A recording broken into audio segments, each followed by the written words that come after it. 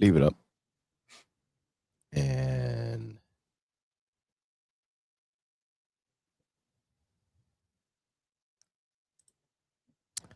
let's have a pod, folks. Let's go.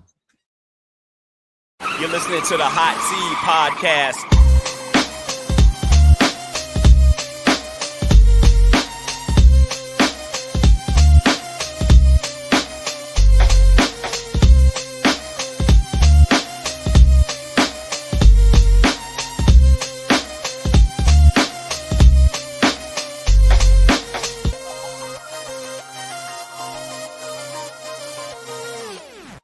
The Hot Seat. Welcome all. I'm Sean, along with my co-host, Dave. Yes, sir. And Dr. Earl should be joining us, hopefully, at some point. If not, we're still doing the podcast today. And of course, you know what it is. We're just dads with mics, gamers with headsets, and a whole lot of unfiltered conversation. And as always, make sure you follow us on Instagram and Facebook at the Hot Seat Podcast. Be sure to listen, like, rate, review, share, and most importantly, enjoy on Apple Podcasts, Spotify Podcast, wherever you get your favorite shows. And if you're doing that much, make sure you go ahead and give us a nice 5-star review.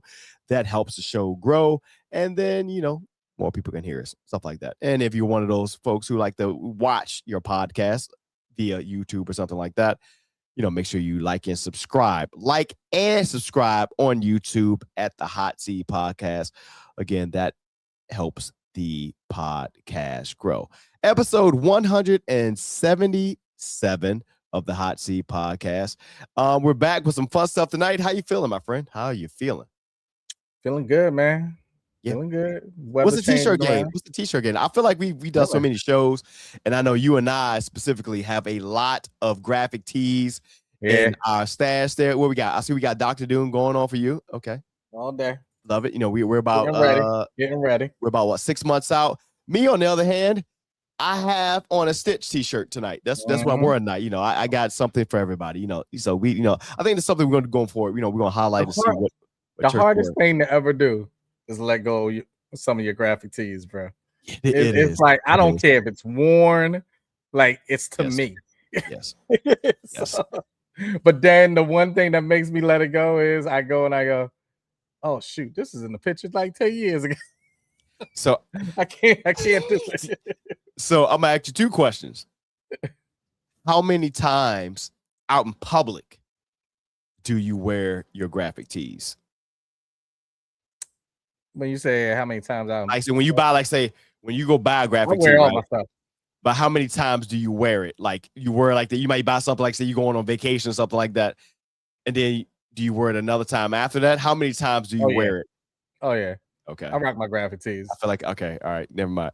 So I can't lie. My graphic tees in public, like if I'm going out, I might wear them 3 times. I might, like for the first time. And the reason why, because I wash them. When you wash your graphic tee, I like my t-shirts to fit, nice and like this one, it fits good around the collar and stuff like that. But if it feels like it doesn't fit right, or like when I put it on and it doesn't droop right, from the front and back on the pants, I won't wear it. Like it may be something I just wear around the house, something like that, or I'll just wear out. But when you're going out. So I think I might wear it like 3 times. Next question for you. Do you have a number of how many graphic tees you may own? I couldn't even tell you now because I let a lot of them go. Okay. I mean, like currently right now. I mean, how do you think? I have probably. I don't even know. I really don't. I don't know. It's fair. Okay. I'll leave it alone. I'll say, does your wife say, why do you have so many graphic tees? Yeah, because I have some that sit in my closet on the floor. Like they have no place. Fair. Yep. That's pretty much how that happens here. Absolutely no place. Yes. And it'll just pop up out of nowhere. Like I'll be cleaning and I'll be like, oh shoot, I forgot about this tee. And then I'll throw it on. Your last purge, do you have a rough idea? And there's a reason I'm asking these questions, because I know I love my graphic tees. Do you know how many you kind of threw away, purged or donated last time? Through Salvation Army, I probably on the last one was over 20, easy. Okay, that's about right. It's probably over 20. Easy. Last time I donated about 50 graphic tees. Yeah, it was probably over 20 easy. Still have a graphic tee for every day of the year. Now, it has slowed down for me as far as newer ones. True. Because I was the guy that every single time went up in a H&M and you know, places like that. And when they you know the things that they have out, they have those little sales, I would kill it. I would kill it. That's all I needed. Because on any occasion, there you go. I think this one might have came from Gap. I don't know. But yeah, I find them everywhere. So here's the fun thing about graphic tee that I found, and this is, and for everyone's listening to this or watching, we're not insinuating any specific thing, but some of the most wealthiest people in the world, when you see them, and if in our age range, when you see them out and about, you would not know that they're some of the most wealthiest people in the world. They were person. I'm just saying insinuating any of this stuff. They have that same 12, 15, whatever Spencer's cost, what, $20 graphic tee that you have on. It was like, it's like that Spider-Man meme. Like, wait, but you know, my tax bracket, your tax bracket is two different things. But from a career standpoint, again, I'm not insinuating anything. It's just us, you know, what we do in life. I will say from the, and I will, this is an interesting conversation because we're in June, and this is about the time, this is completely impromptu. This is around the time that you and I met 20 years ago. Think back to 2006. Yeah. It's about the time we met. I was, you know, everybody knows I was prior military. I got on in 2004. I worked overseas into 2005. And then I went into, you know, 2006, I went into the, well, very, very, very short-term time. I went into the timeshare space, whatever in there. And we end up meeting, you know, for a mutual person that we know. And yeah, that was 20 years ago this time, the year. Because my timeshare experience only lasted until about that September. And so, and reason I was thinking about the other day, I'm like, damn, it's really been 20 years. So when I look at 20 years ago and where we were and where we are now, two completely things. And I know both of our wardrobes. There's a business attire that we wear. Yeah. There's a golf attire. Yep. And then there's graphic tees and probably a fitted hat and some shorts or khakis. That's what we wear. That's what we do at this point. Now, I will say this: I don't say revenue, but yearly salary that we've come to enjoy now in this part of life is a lot different than it was 20 years ago. Again, we're now part of the wealthiest people that you see in this thing, but I'm broke. It's a different thing. He's rich. No, dude. Don't do that. Don't do that. Don't do that. I saw a paycheck the other day and I was like, sir, I don't know. Why am I being taxed like I am being taxed? This is ridiculous. I can see money come in, but I can also see it go out on the same exact day. Right. Yep. That's how this episode started. Episode 177, man. Dr. Doom, we're excited to see him in November, December this year. There is a live action Lilo and Stitch film coming out as well. So it's just I tied it all together. I know we're supposed to get into these different things, but you know how we do. Right. We just went from graphic tees and now we're going to this because of something you just said. Yep. Does everything have to have a live action? No. Is Disney and different filmmakers like that getting to a point? Well, I'm not even gonna say getting. It's only Disney. They've been at a point where it seems like they're not making too many things new and just going back to old stuff. It is because their competitor well, I don't know if it's so much of that now. I don't know. I if see like there's it's a like, well, it was for a while. DreamWorks was their competitor. Oh, okay. A former employee of Disney who got fired, he started DreamWorks, and the Shrek, that Shrek run was stupid. Yeah. And then, of course, he did How to Train Your Dragon, but they did a live action How to Train Your Dragon, which was fantastic. Gerard Butler and all that. It literally was the same thing. They didn't change really anything about it compared to one of my favorite Disney films. And what made me want to be an animator back in the day, The Lion King. They did a live action film of that, and it completely changed off of that because one, and I think I said it before, one of the best parts of the animated thing was the soundtrack. One of the worst parts of the soundtrack to the live action was what they did. And one of them, the Beyonce song, which I absolutely hated. And then when they took it out. But to your point, for some reason, Disney feels like they're releasing. They're doing a Moana live action with Dwayne Johnson. The worst wig known to man. Again, I just said they're doing a live action Lilo and Stitch. I don't know why that's a thing right now. They do make money, but I don't care about reviews per se. But I think out of all of them, the best reviewed one, I think actually was Will Smith in Aladdin. I think he got the one of the best reviews. I think what's the one, the Asian but that one was good. Samurai one. Yeah. I don't know how the reviews are. It was good, but like, I mean, when some of these come out, you're just like, y'all can't see that this ain't it. Like, y'all. Do you want a live action Incredibles? Now they're about to drop an Incredibles 3. So that's going to be coming. But do you want to see a live action Incredibles? No, because some of the best parts about it is the animation period. Like, exactly. You get what I mean? Like, I don't.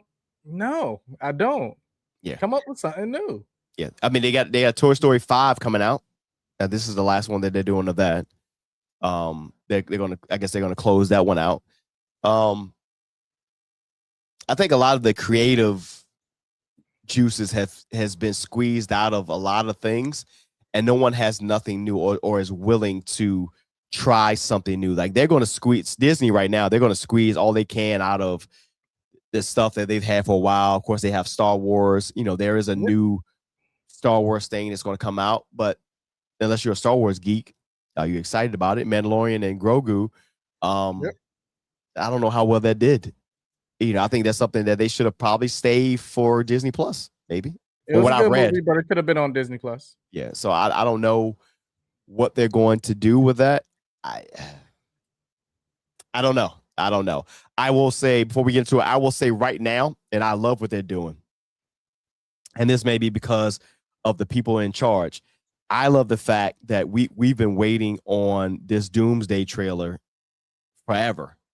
And there has not been one leak. We've seen some fan-made AI stuff, but it has been no leaks. And I feel like part of this, maybe because of the directors they have in the play, maybe Kevin Feige and them getting back to their roots. Like, hey, man, we didn't have this stuff back in 2008. We don't even have a second Spider-Man trailer. We don't. And I love it. I love it. I kind of love it because the anticipation is building.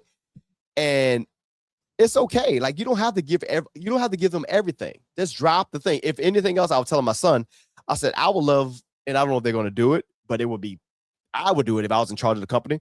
I would not drop the Doomsday trailer until it was part of the weekend release of Spider-Man. So doing that, preview, I would drop it till then.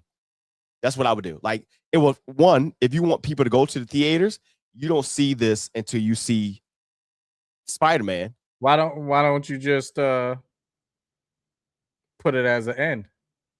Oh, that too. So you actually have to see. Yes, that too. Like, what's wrong with that? Like, because word's going to get out. Have a mid-scene, your mid-credit scene, and then at the very end, actually break out into a trailer. Yep. And on top of that, there's technology in play to where, I forgot who uses it. So when you use your phone, and I forgot what's on it, if you try to record something, it automatically creates like a let's call it like a barrier over what you're trying to record. And I forgot what's called there. I think that's something that they should do in the trailer. So if you're a person who's trying to say, hey, I'm going to record the trying to trailer get in there, in, then and you can't repost it, I would love for them to do that. And that way you can build up that anticipation, because as of right now, literally there has been, I don't know what kind of NDAs they've had people sign. There's not been one leak, not one at all. And I love it. Again, it's the Hot Seat Podcast, man. Episode 177. Hashtag 100 Hot Seat Podcast, man. Let's see. We've been around now for six years, man, and we're still growing. Believe it or not. Shout out to our partner, DUBBY Energy. DUBBY Energy, if you have not tried it already, make sure you do so. And what that really means is no crash, no sugar, no jitters. That means you're able to get through these long behind nights of watching the NBA Finals, or if you're going to be an early morning riser like us, or late right then, you listen to the Hot Seat Podcast, you have the DUBBY, product to get you through. So whatever you want. In this case, just go ahead and try it. If you don't believe me, try it for yourself. And at checkout, just insert code the Hot Seat Podcast and get 10% off your purchase when you do so. Okay, the Hot Seat Podcast. You can even try like the sample pack, see whatever your flavor you want to do. It's really, really, really good, solid stuff on this case, man. So DUBBY, the official partner of the Hot Seat Podcast.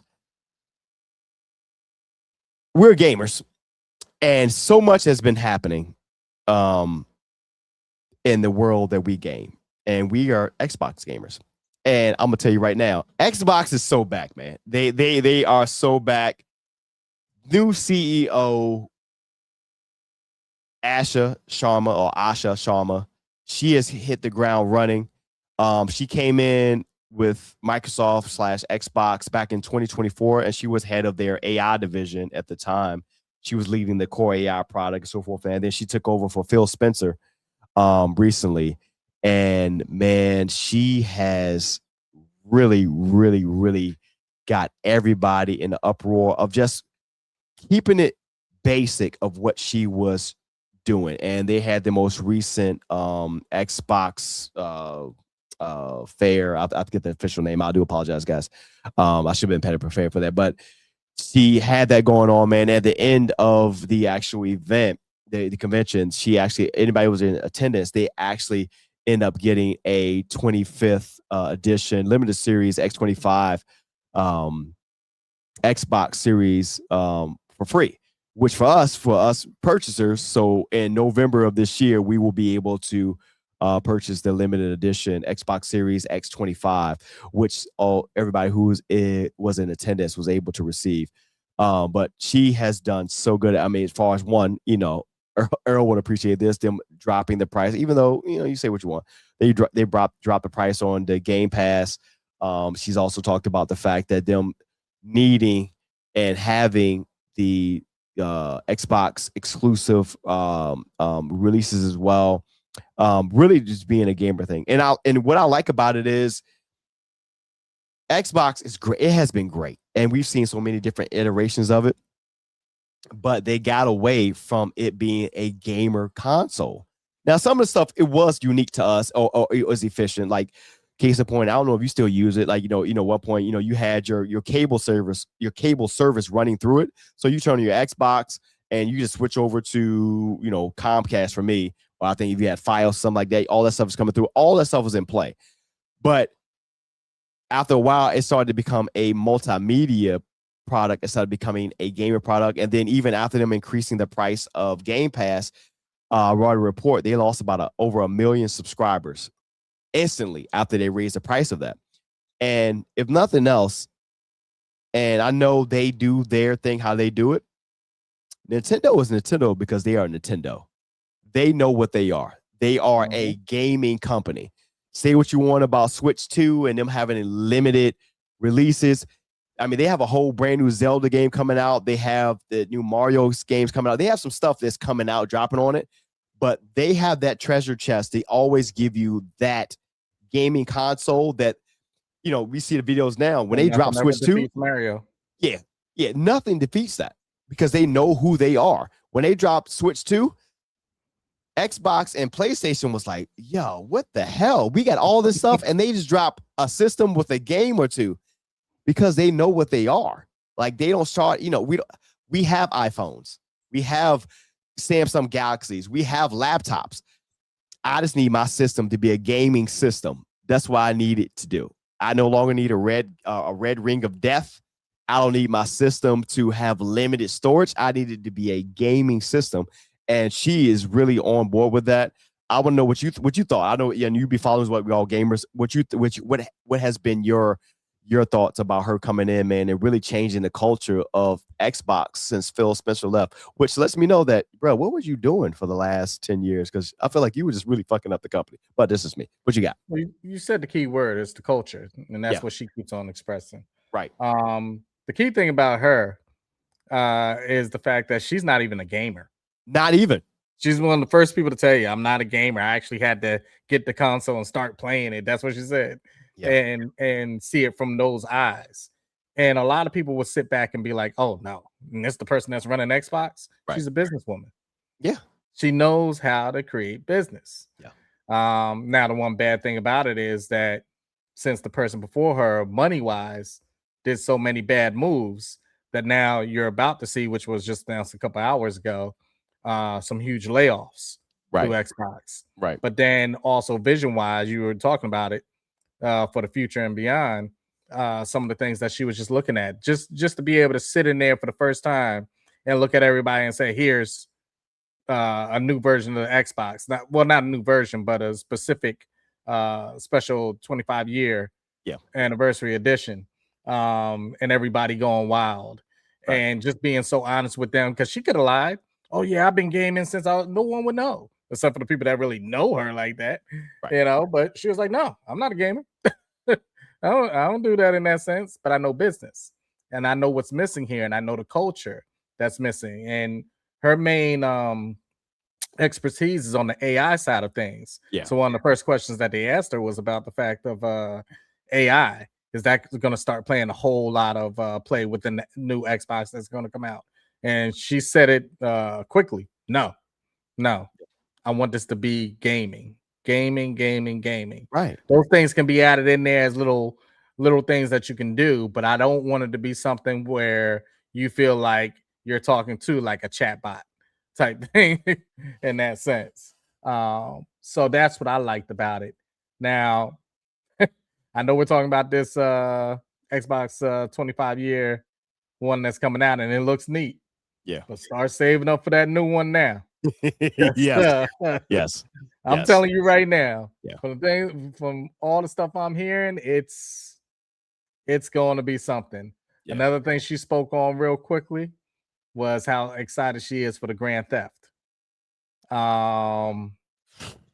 Yeah, I literally was just in the house and was talking about this game, and I said that when it does drop, just know that my vacation time will be in for those 2 days, because that is something that I need all of that. I don't plan nothing for me. That's what I'm going to be doing. I'm going to shower in between times, but that's what I'm going to be doing for a good 24 hours because it's going to be that. We were doing this 13 years ago. Yeah, 13 years ago. And I still remember the conversation. You and I were on the phone, and we both were on the phone. Well, we were on the phone. We were on Xbox Live, and this before we even got to Ultimate and stuff like this. It was 2013, and we both were talking as we were waiting for GTA 5 to install. We were on the phone and said, "Hey man, where you at? You at? I'm at 60% right now, waiting for it to install." And that's all we did. That's all you did. That is all you did. So I'm absolutely, positively on board for that. And then your system is going to be required to be able to hold that. So make sure you guys got that backup, that backup thing there. Since we're talking about it, and I know you have a little bit. Real quick, Kingdom Hearts also got it. Yeah. Yes. And that's one of my favorite games of all time. And what is it dropping on? What's it dropping on? Well, it got delayed. I believe it's pushed back to like late 2027. So yep, and it's dropping on. But what is it dropping on? It's also dropping on Switch too. Yeah. So this is so again. They don't drop a lot, but when you talk about, they know what they're doing. And I was just literally watching that trailer today and the gameplay. I was like, ooh, okay. Since we're talking about it though, and this is a really quick conversation, because I've had this conversation with a few other people, and I know you have some experience with this. How do you feel about AI in general? And this is just a really impromptu question that I'm asking. No part of anything we talk about tonight. But how do you feel about artificial intelligence and using it in the different aspects? What's your take on it? That's your take, but how do you feel about it at the end of the day? That's definitely a loaded question on my side because of what I do for a living. Fair. So for those of you that don't know, 5 days out of the week, that's my daytime job. That's pretty much what I do. I sell systems, solutions to different businesses on the AI side, leveraging AI. Yeah. So generative AI, agentic AI, all those things I deal with. For the ones that are scared of AI in a certain type of way, it's because you have no familiarity. I'm sorry. Got it. You're not familiar with it. Got it. So you're not familiar with the fact of how it works and what you can do with it. Yeah. But there are also people that use it in a way that it shouldn't be used. Yeah. And the parts that scare me is not the parts that scare everybody else. Right. The part that scares everybody else is a lot of people think that it's there to just take their job, and it can depending on what your job is, and to the efficiency of how you're doing your job. But if you always want to stay around, learn how to use AI, and they still need you. But the part that scares me is the education side for the kids. Even though they say they got all these different tracking systems and things like that, you can get around them. It can be done through all these different engines that they have. It can be done, because all you got to do is ask it first level questions, have it put it together, then go a second level, then a third level, to the point where there's no way you're going to be able to track it because I've changed it so many times. That's the scary part. But there's still going to be ways that you still need to get around it, because if you can program everything that way, then you do have a future also because you're learning AI. So I can see where some people have the resistance to it, but realize a lot of these companies still have to have manpower. Yeah. It just can't be all the way automated, even for what I give companies through the legal side and procurement side and things like that. These are things that just streamline their efficiencies so they could take that time that I get back to them, 60-70% of their time that they would spend doing those things, and now they can accomplish something else since that time is given back to them. That's the point of AI, not to replace, but just to streamline. So if companies approach it in that way, we're good. We got a good future ahead. The thing is, everything turns into a business, and we're in a business society, and that's where it gets scary. You said, and I'm going to compliment your explanation of it with something. This is how I see AI, and I know you use this tool probably in your college or high school time. Cliff Notes. That is what I compare AI to. Cliff Notes is just that. If everyone knows what Cliff Notes is, if you were in high school or college, you had that one reading assignment that you didn't read the book, but they can tell you just did. You got the Cliff Notes of it, and it was a tool. So it was a tool that used, and people started relying on Cliff Notes, and then you end up having a project or something like that. But just like AI, you can use things like Chat GPT and stuff like that. Whether I have in my job now, I was on a call, and we had a whole call there. So one of my assistants, he was utilizing just a thing to kind of record the call, and he loads it up into Chat GPT, and then it helps you break down the notes of the call, which is great. Yeah, and that's fine. But during that call, are you really intake while he's doing that, I'm literally writing. I'm still a person that writes stuff. Like I keep very good. That's one thing I would tell you about me. I keep very nice ink pens with me all the time because I like to write things because I feel like it's connected to my cerebral aspect. Is when I write it down, I automatically catch it right then compared to, okay, having something recorded for me and then I have to listen to back it later. Cliff Notes was just that. Somebody can have the Cliff Notes or something, go read it through it, feel like they're prepared for an exam or something like that until you get that exam in front of you and they ask you a question about it that was not in the Cliff Notes. Because the Cliff Notes is literally takes like the climax of it. It's a tool. You get in there and they ask you that one thing about a particular book.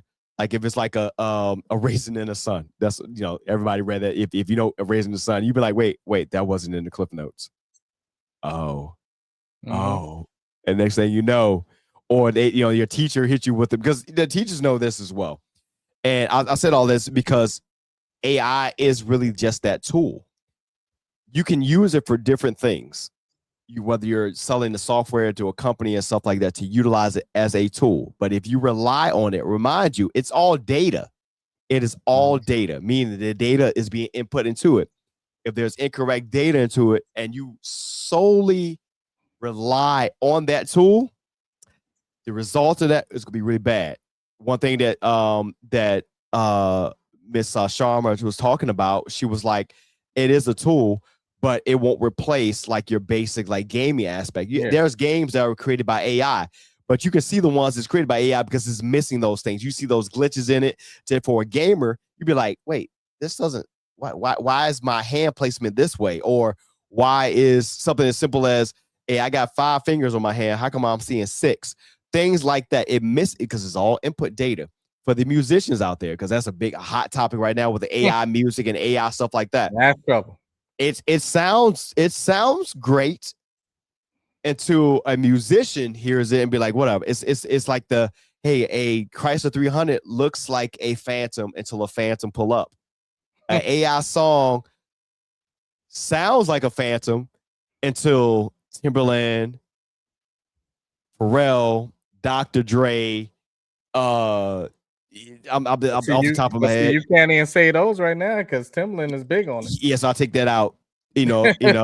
A Sean Xavier pull up and be like, oh, this is not the same, guys. Now I know that tool has been used to like, it's been a big tool in the music space now because it costs you a lot now to pull like the soul samples. That's a big thing. Like, people want that Kanye soul sample back in the day, but it costs a lot to pay those guys.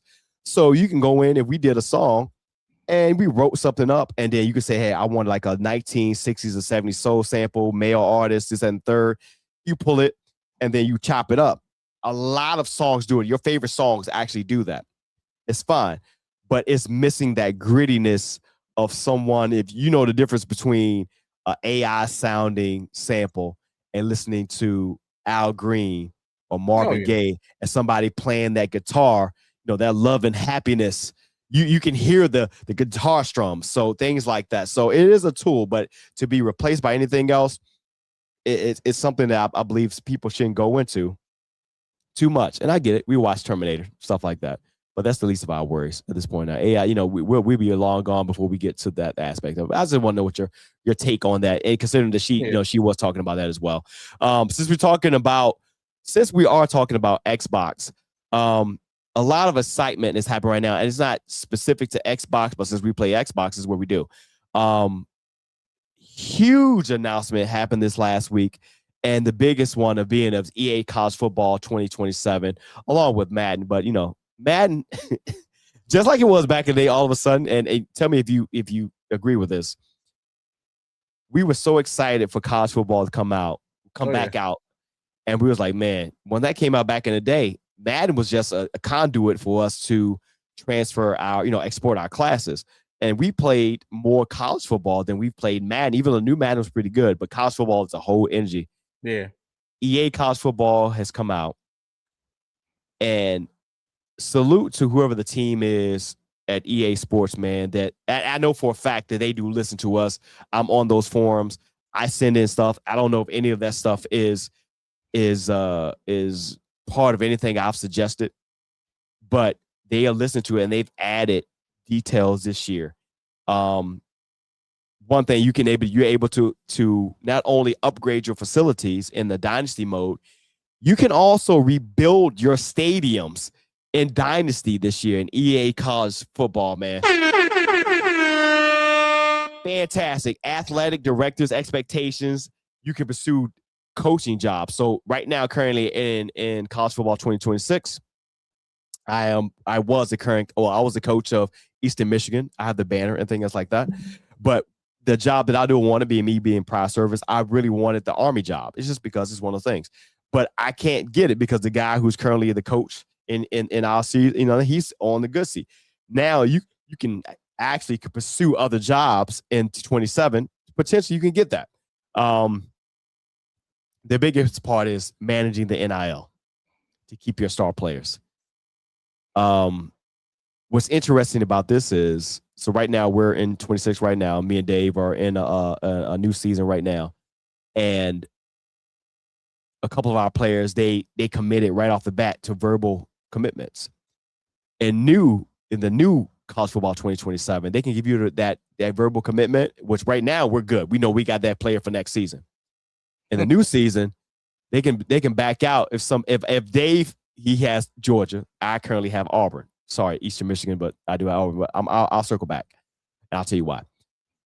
George, he has a quarterback that I was also in bid for. Fine. In 27, I could potentially come back in and railroad him and maybe hit him with a bigger NIL deal or something like that, and steal that recruit. And like in real life, from Dave, he brings them to Auburn. I even saw something to where, and this is so minute, a defender committed a pass interference because it's some beta testers. I was watching their videos because I love this stuff. A defender committed a pass interference on a receiver, and you saw the ref throw the yellow flag onto the field. I'm here for it, man. I don't know how much you saw, but as soon as I saw it, I saw deep diving. No, I was deep diving on it. Yes, I was definitely watching some of the main gameplay that I wanted to see was defensively. Yes. Especially on the coverage wise things. They really paid attention to that. They said, now nothing's going to be perfect. Every once in a while, you're going to have that defender that's just standing there and no one's around them. Or you're scrambling and the defender's running away from the quarterback. And you're like, what? Yep. But yeah, those are the things that I'm just like, okay, things don't have to be great, but that's not happening. Yeah. So yes. Yeah. Just seeing, but there some of the people that were playing it like beta wise, they were just like, man, some of these parts of the defense, they're so tough. You better get ready, especially if you're just like a regular like every once in a while, I should say, player. If you're one of those, you might have to pull that skill level down just a little bit. Just a little bit. And it would not do this justice if I did not share with you guys the new trailer, the reveal for College Football 27. And I'm gonna tell you why. Because something stood out in this that mind-blowing. So this is the College Football 2027 official reveal trailer, and this is the Hot Seat Podcast. A century of futility is forgotten. The Indiana Hoosiers are the kings of college football.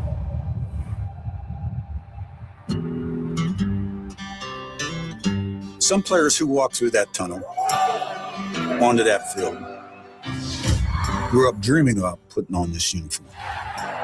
Gather around this table, boy. They've rooted for this team their whole life and want to be a part of something bigger than themselves.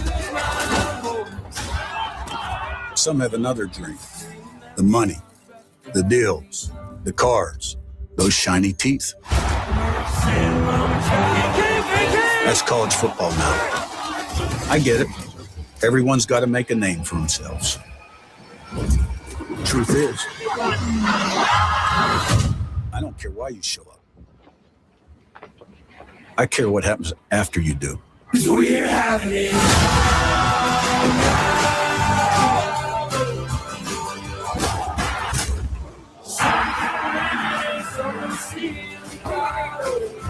care if you love to compete.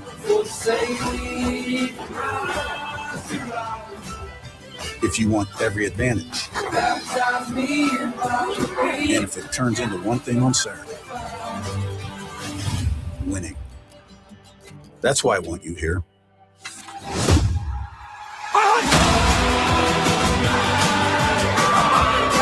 That's what you're here to do.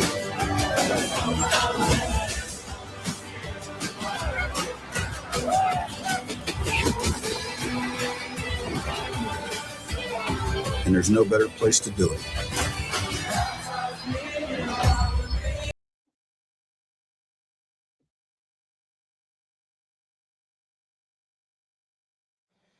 So what was unique about the trailer? So one, shout out to Coach Kurt Signetti for Indiana that was in there. It was pretty hard. Did you notice something in that reveal? I heard you smirk. I don't know if you noticed something unique that was in there that I was not expecting at all. And again, it has nothing to do with me. I believe that, but it's something that was in there. I was like, really? Did you notice in there? You may have to say it. Eastern Michigan was all in that reveal. Yeah. Did you notice that? So I watched this reveal a couple of days ago. Me and my son did. And we look, he was like, Dad, did you see? Nah.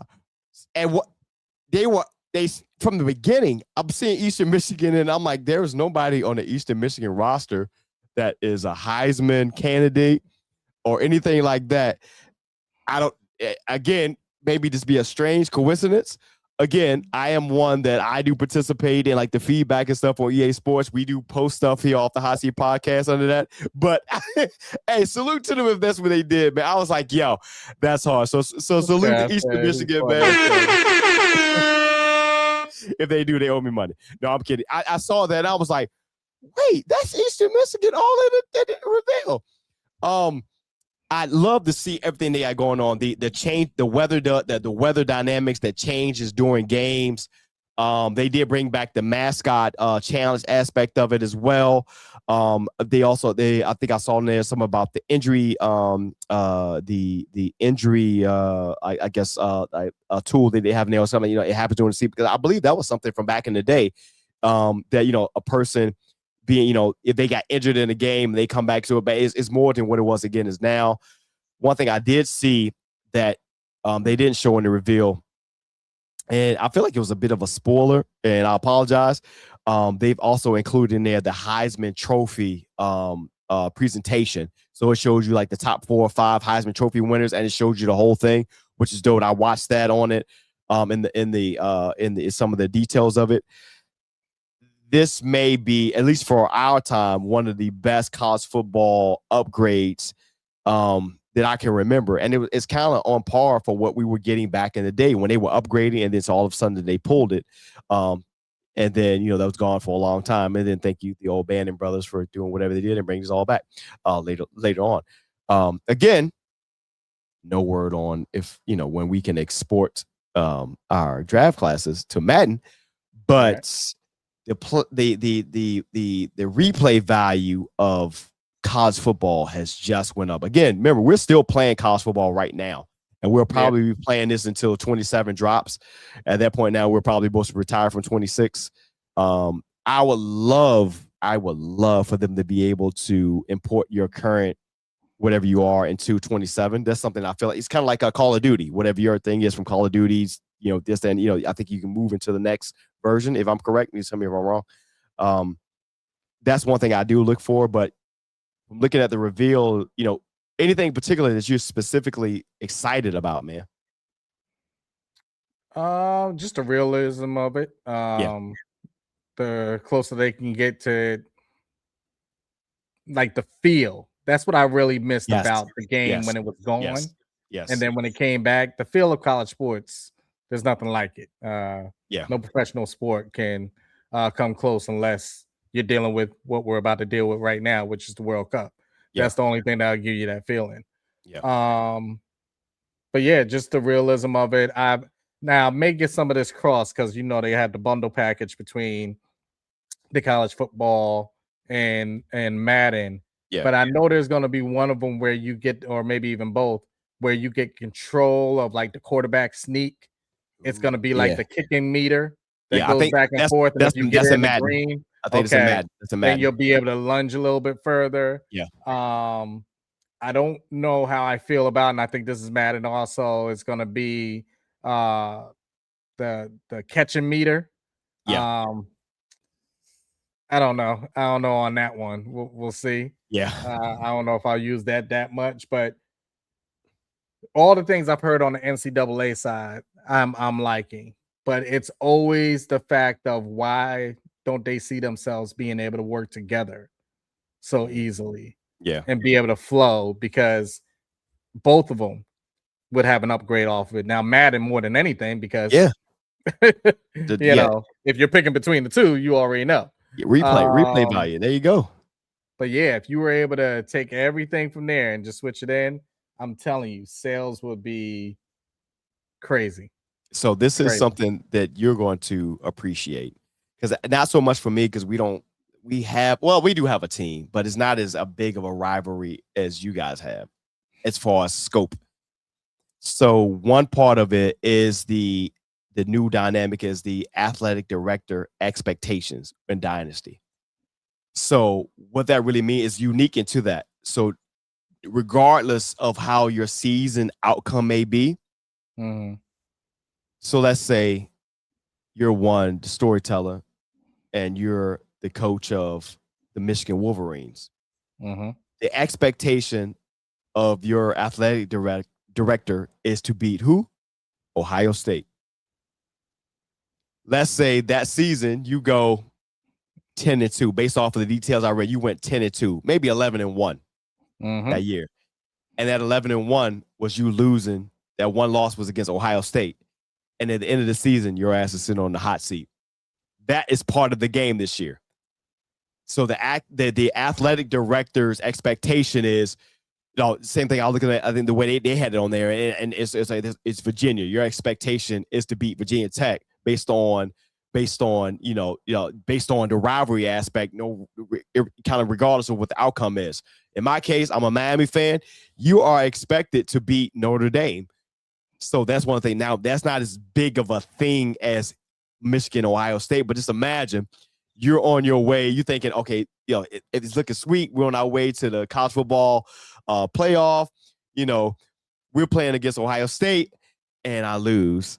And you thinking we still good, and then the end of the season, they'd be like, you're on a hot seat or you get dismissed. Yeah. How crazy would that be, considering that this past season that Ohio State had about 9 first-round draft picks go into the first round of the NFL draft, and they didn't win the actual national championship. How crazy would that be? So those little minute things is why we come back to it's also game. How you go back to the same rivalry you're talking about as far as Michigan, Ohio State. Yeah. And if old boy won the one, Coach Day won the one that other year. Yeah. Remember that same season, he lost to Michigan again. Yes. And I'm pretty sure he would have been fired. Yeah. I think he knows that. Yeah. But think about that. You got to win the chip. Yeah. Or else you were gone. And that's probably what would have happened in real life. Yeah. There's some decisions to be made, just like it's going to be decisions to be made on one thing they've added this year, which is the EA MVP Plus. The MVP bundle versus MVP Plus membership. So if you got the MVP bundle in the previous years, you would get both EA college football. Oh, no. Yep. They don't like the bundle. Can't hear you. Can't hear you. You're just talking. Let's see. There we go. There you go, guys. I don't know what just happened, but my mic just fell off the desk. But it didn't like the MVP Plus. In previous years, you would actually decide if you want to go MVP bundle. You would get the deluxe EA college football and Madden at the same time for like one low price. This year, they've added the MVP Plus membership, which, Dave, I think you got some details on that while I try to fix my mic. This is awesome. Oh, it's great. Yeah, so let me go back into that. Give me a second.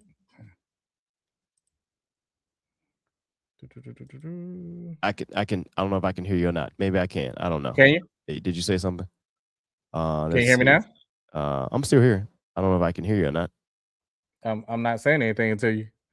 You put the screen up. Not sure what happened. All of a sudden.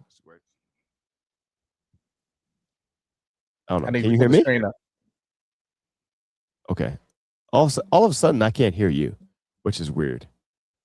My mic fell, and I feel like somebody was. I don't know what happened. All of a sudden, I don't know. Did I do something? I don't know what happened. All of a sudden, guys, I apologize. I don't know what happened. This is interesting to say the least. I don't know what happened. All of a sudden. What am I looking at? Are you calling me? I don't know. I'm trying to put my mic back up. The only thing that fell is like this. The mic just fell. That's the only thing that's happened. Let's see. So I'm going to pull up there. So I'm going to pull up the screen here for all those guys who are viewing the YouTube video of this kiss. So I'm hoping you can hear Dave, and I just can't hear him for some weird reason. I don't know why that just happened. No. Well, yeah. Things connected. So hopefully you can hear me. But as you see on this screen, we got the 7-day early access. Then you got all your different packs that come with it. The monthly Ultimate Team, if you play in that. One of the key things is the beta access that's about to come up this weekend here. Superstar skill points, everything from the core to the mental to physical to specialty. And then if we go down a little bit further, more Ultimate Team packs. That's some of the same stuff. It gives you the exacts, 150 Dynasty points. So I can tell you right now, I don't do some of these things that are in the breakdown of the Dynasty. I would love that beta, but I think in between here, this is the MVP Plus membership. I believe there's just an MVP membership that bundles everything together, and you get 3-day access instead of the 7-day. So there's certain access out there. And then if you don't want Madden, just get the deluxe edition of the actual college version. So that's something that you're able to do also. And back to Sean, if he can hear me. All right. He sent me a point there. I'm hoping you guys heard everything he was saying. Because I can't hear Dave right now. I don't know what just happened all of a sudden. All the technical stuff this went weird for a second. Decision to be made with the MVP Plus membership there. Of course, you're getting both games in this case. There is a part on this case where if you decide, it's a 12-month subscription, and if you decide to I guess renew for the next year, we'll see. But I don't know if that comes with the next year's early rollout. You do get 7-day access and things along those nature, additional points, stuff like that. Some of those things you have to decide if that is what you want for your gaming experience. Maybe not, but it should be fun at the end of the day. Going to the other side, one of the big things we have for our podcast today is this is Wednesday, and this is June 10th, and we have game 4 of the Knicks and Spurs. Knicks being up 2-1 after being up 2-0 going into the Garden on Monday night with all types of energy in the building. Maybe some unwanted energy in regards to a particular orange one, and they walked out of there with an L. And they're still up. They are still up. They are still up 2-1. I will say this. This series has really been a series that I believe that will go at least 6 games, even after being up 2-0. If you really look at the games itself, for all intents and purposes, outside of game 1, which is the game I feel like the Spurs were out of it, the Spurs should be actually the ones that's up 2-1 instead of the Knicks at the end of the day, looking at how it went. But at the same time, the Spurs have shown their I guess their immaturity, or them, not their immaturity, but their youth has been shown there. And then the coaching aspect has been a big part of this series so far. So it's going to be very interesting to see how Mitch Johnson and Mike Brown coach this game tonight with game 4. Because if it comes out tied, then you're back to 0-0, but with them going back to San Antonio.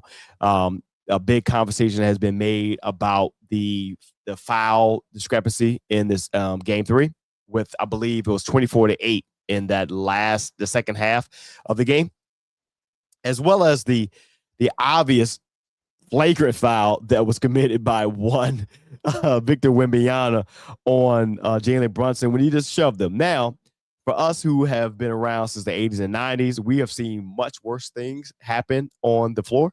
But this is not the 80s and 90s. Now, the thing that was glaring to me, and I don't know if anybody else thinks this way, and I thought this way initially, then I see Draymond Green responded about it, but this is what I thought. The moment that Victor Wembanyama shoved Jalen Brunson like that, I was waiting for somebody else to run up on Victor, whether it was a Josh Hart, Cat, OG, somebody, because that is what we expect in those type of things there. And then after thinking that, and then having this take that I wrote down, I saw Draymond Green say the same thing. He said, "Let that have been like a Steph Curry, and he had done that too." We all know his ass is getting suspended. He choked out Rudy Gobert, so it was not lost on me that he was going to run up. He would have been a person who would have ran up on Victor 7-5 or not. And that's one of those things that I don't know if there's just a moment where the guys just didn't know, but that to me, that also kind of felt to me like where everybody's mind is in that game. It might have just been for that game or however they're feeling, but that was just kind of like an indicator of like, man, that's your man's. Hey, look, bro, like, hey, somebody gonna have to take that L in that moment and be like, hey, bro, that ain't what we do. And at the moment, Josh Hart was actually looking at the play, and it didn't happen. So, what's your take on that, Dave? What you took from that? I mean, whatever. So this take is going to be weird if everybody else is tuning in right now. I don't know if Sean could hear me yet. I don't know if I can hear you now. Now I know it's recording via it is recording. I just can't hear you. I don't know why. I don't know what the connection is, but it should record. Fine. So just know that I can hear Sean, but he can't hear me. But as far as my take, my one thing is if you're gonna let it be a rough game, let it be a rough game. If you're gonna play bully ball, play bully ball. I just don't like when the refs call it one way for maybe 3 quarters, 3.5 quarters, and then they change things around. Just let it be. Let it run. And I think that's where people got mad in the last game. It wasn't even the fact that you let them play bully ball. You would let one side do that after a certain amount of time, which is around the middle of the third quarter. Now, that one play as far as Wemby, that's too much for me. With me, hey, somebody's out there injured on our team already anyway. Mitchell Robinson, you need to go over there and put your hands on Wemby. That's pretty much what I would do. But we'll see how this actually goes. I was telling Sean earlier that the one thing the Knicks have going for them, they played a horrible game in game 3 and only lost by 4 points. And the fact that they only lost by 4 points and looking that bad, Cat not even being there, Bridges looking lost the whole game, that should be a good sign for them going, okay, we could play half-ass and still be in the game. And they kept on coming back and coming back and coming back. That's what I would take. That's the energy I would take in the game 4 and just leave it all on the court because you have to get this one. You can't give up both of your ones at home after you took both of theirs on their court. It defeats the whole purpose of everything. So you want to talk about the Garden so much, you got to hold it down in the Garden. And that's your job right now. The other thing is that energy there. I know we were talking about it as far as the person that has showed up. It was different. Everybody in the building says it was different. So hopefully it returns back to where it needs to be because that's the 6 against 5 of how it's supposed to be when you're playing at home against the away team. We got a series at the end of the day. We got a series. I did see a stat that game 1 was the most watched NFL Finals game in history. I think it was like 17 million, almost 18 million views.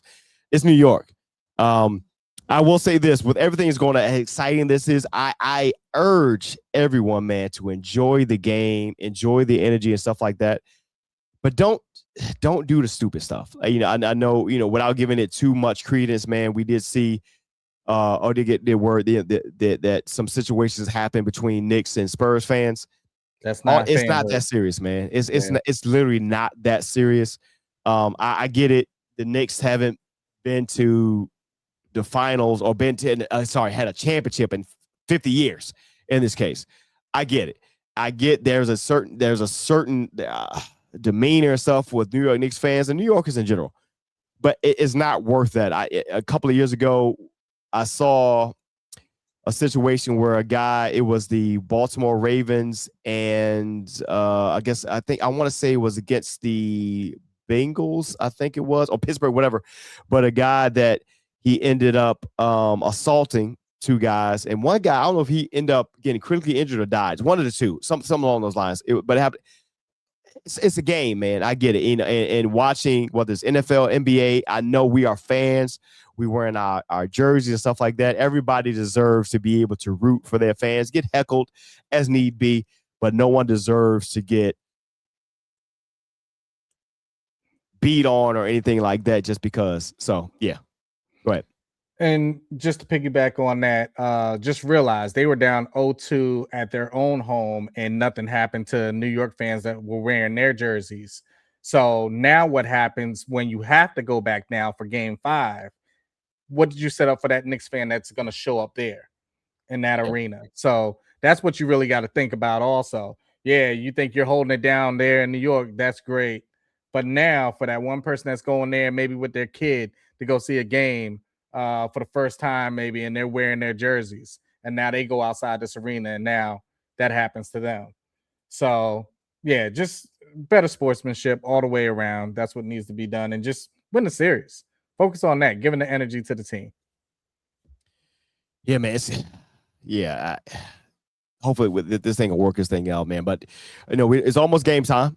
And we were hoping to get Earl on tonight. I know he's up against it, man. He's ready to go there. Before we get out of here, man, we haven't talked about it a lot, but we do want to welcome, and for all you guys, our new partner alert, man, Dochi Snacking Dough. Something that I have in my house here as well. They kind of love it. So it's a cookie dough that you can actually eat. Like you want raw cookie dough, or you can bake it. All natural ingredients and such as well. Our newest partners, we have more about that. We give a review on that as well from the guys. But it will be in the extra show notes. You can actually get 20% off of your order at checkout by entering THSP. So that's the Hot Seat Podcast. So THSP 20 at checkout to get 20% off your initial order. Enjoy it. Let us know how you like it. And by entering that code, you let them know that the Hot Seat Podcast sent you. So that's Dochi Snacking Dough. We want you guys to enjoy the game tonight. Thank you guys for tapping in for another episode of the Hot Seat Podcast. We'll be back more because there's going to be more stuff dropping out. We got OTAs happening. We got movies that are dropping. We will have some hot takes coming back to you shortly. Dave and I, and Earl as well. If he's watching these movies, we know what's going on. And of course, we'll give you a review on college football and Madden 27 as well. So again, for myself and the homie, the storyteller, of course, you can always reach us, or you reach me on Xbox Live at Sanaa2X. I'm playing NBA 2K now. I played in a park game the other day, and we lost by 2, but I get back into the field. I'll be back there again. What you got, man, before we get out of here? The storyteller. Haven't been rocking as much lately, but I know felt good to play some of that NCAA football today, and with the new stuff coming out, got to get ready. So it is in, man. And it's the Hot Seat, man. Yeah, we're out.